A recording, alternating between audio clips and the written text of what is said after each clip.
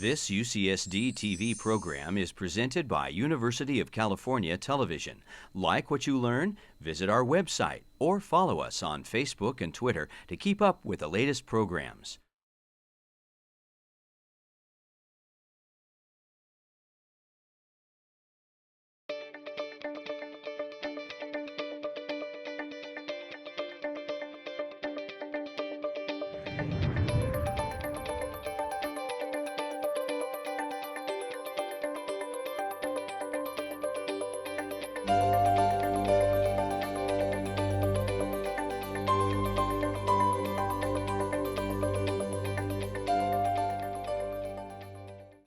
I have a slide that says my data, my answers the question of what does it mean to me. I wanted to tell you a little bit about the history of grassroots health and how it got started and what tack it has taken in order to get the message out, because to me that's what we're here about today, is how do we speed this up and do more or better or faster or whatever. In 2007, I attended a conference not terribly unlike what you've attended today, where there was tremendous new information to me about the benefits of vitamin D. And the close of that conference was, more research is needed. And it blew me away, because I was still barely recovering from cancer and saw the potential for tremendous prevention possibilities. It didn't even have to be a guarantee for me. I saw the possibility. And what was really interesting is I asked the group, and there were quite a number of people there, a couple of hundred scientists, I think, as I recall. And I asked them, where is your sense of urgency? And I sat down. I couldn't say anything else. My heart was beating and all that sort of stuff. At any rate, the conference was over. I mean, it was over within a couple of sentences of my statement. And I then had the most phenomenal experience of my life. Well, almost. Having children probably kind of rates above that, I'm not sure. Close to 100 of the scientists over the next hour or so came up to me and said, what can we do to help? And I said, I don't know. And the reason I didn't know was because I obviously didn't know enough, but I said, I don't know what the message is. I am an outreach person, I am a salesperson, I am an IT person, I'm lots of things, but I can't take a message out when I don't know what it is yet. So my husband and I then literally spent the next 6 months driving across the country, meeting with quite a number of beautiful researchers, including the ones that you met today. They have been long-term friends, to say, what's the message? All right? Because I knew already that if I'm going to take a message out to the populace, I need to have the credibility, as it were, of the scientists who are promoting this. I did not have that background, nor do I still. So where could I go get it? So we went to talk with them, and as we were going on our tour, as you have heard, or even today, which is how much should I take? Or how much should we recommend? It became clear that was a no-win. The reason it's a no-win is because you don't know. And I'll tell you a little bit more about that. But it was clear that every single one of them would agree, even then, to this kind of physiological serum level range of 40 to 60. Flat out, all right? So we created a simple little document that says, here's what the scientists recommend, 40 to 60, and I went to town. And it has been beautiful ever since. By having a serum range at this point in time, it totally takes away the issue of how much, which you can't really tell at this point in time. It takes away the issue of, hey, we could get rid of the testing if everybody took 10,000 a day, which nobody's ready to do. I mean, the higher-ups aren't ready to allow that to happen. And it allows us to focus on measurement as part of the solution. All right? Measure it. Find out. Then you make a decision. We then quickly went into, okay, who do we take this message to? And we spent 2 years bouncing around between different groups. One group certainly were medical doctors, another group were industrial people. We went to lots of people. And what we discovered, and I toured around the country at the same time, giving lectures and stuff, and what we discovered very quickly was that the people who cared were the individuals. Cared in terms of enough to take action. We had, and I will never forget it, a room full, not quite this big, but let's say it's 2/3 this side, full of people in Syracuse, New York, at a presentation, which I did one time. And what was the major thing when I told them about vitamin D and how good it was and what the serum level needed to be? My doctor won't order a test. I mean, they were shouting, literally. What I saw then is, oh my gosh, back again to this early adopter phase, which you all know about, all right? That's where it was in 2009, and that's where it still is today. We're not out of it. On the other hand, it's gotten bigger. We have more and more and more people that I put in the category of consumers. They're not scientists. I'm not using the word consumer like buy, but I couldn't find a better word, all right? But there's a bigger and bigger and bigger group of people who are concerned about their own health and ready to take action. Furthermore, they are providing us, the Grassroots Health and our research team, with questions each and every day that they want answers to. Well, folks, how do you expand a movement but by getting lots of people involved the way they want to be involved and expanding it that way? So that is the tack at this point in time that we have chosen to push. And I want to tell you a little bit about it and show you a few things. So we really are going to start using that consumer-driven health research model, and the consumer-driven is not designed, all right? The way we do things is really designed by the scientists and their input and stuff on it. But the consumers that we work with, the health population, are the ones that are saying, this is what I want to know for my health, and we can expand on that. One of the top questions is always, how much D do I take?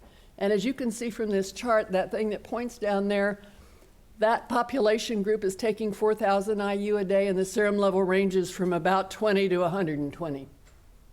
That chart shows every single person who enrolls in our project why we can't answer how much. I don't know. I really don't know. On the other hand, of course, we can give you an estimate of what it takes to get along that blue line, and that's fine, and we do that. But in general, we're calling for the individuals at this point in time to test and find out where they are. How long do I stay in the sun to achieve this serum level? Well, I don't know that either, but I can tell you what has happened in our cohort. If you're 0 minutes in the sun, the average serum level was 28 nanograms per ml. So where they're getting it, I don't know, but regardless, it's not from the sun, or at least as reported.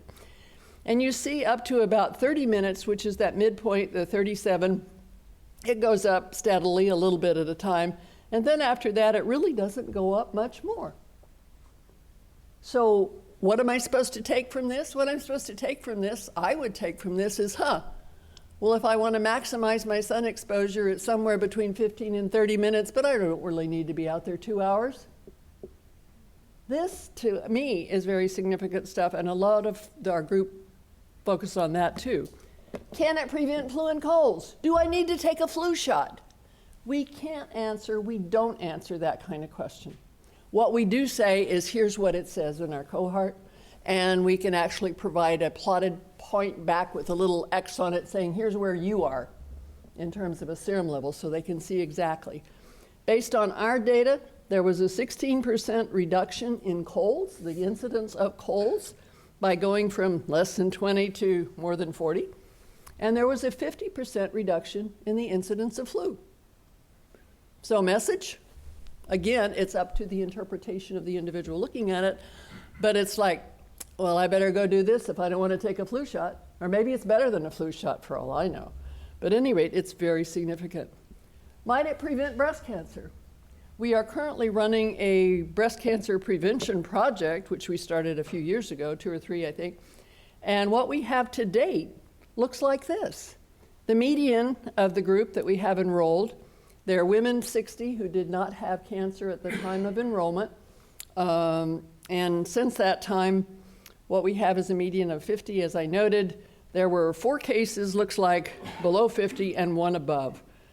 And simply, if you got above 60, there would be 0 cases.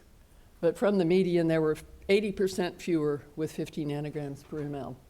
Now, whether that holds up as we get more and more time into this project, I don't know. We're about 2 years from having enough statistical power in it to go forward. But it is promising. Does vitamin D cause kidney stones? Kidney stones and vitamin D causing kidney stones, higher levels of vitamin D causing kidney stones, has been a bugaboo ever since we started.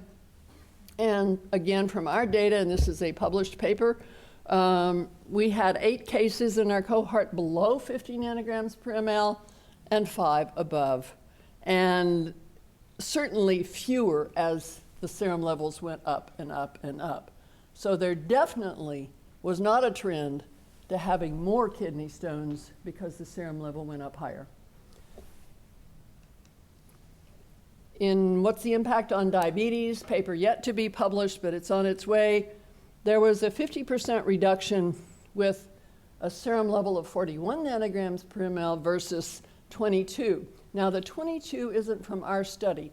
We have used the NHANES data a fair amount to compare against what we are doing because we aren't running a control study and we don't have anybody, certainly not a big enough group below 20. Our intervention, as it were, with all of our cohort is education, and that education is about that 40 to 60 is what you can be aiming at. It tells them a little bit about what potential toxicity levels might be and what they need to look for, and a lot of other vitamin D information as well as vitamin D testing. So those are the 2 things that are provided to them. And so we have shown this. How can it help my pain?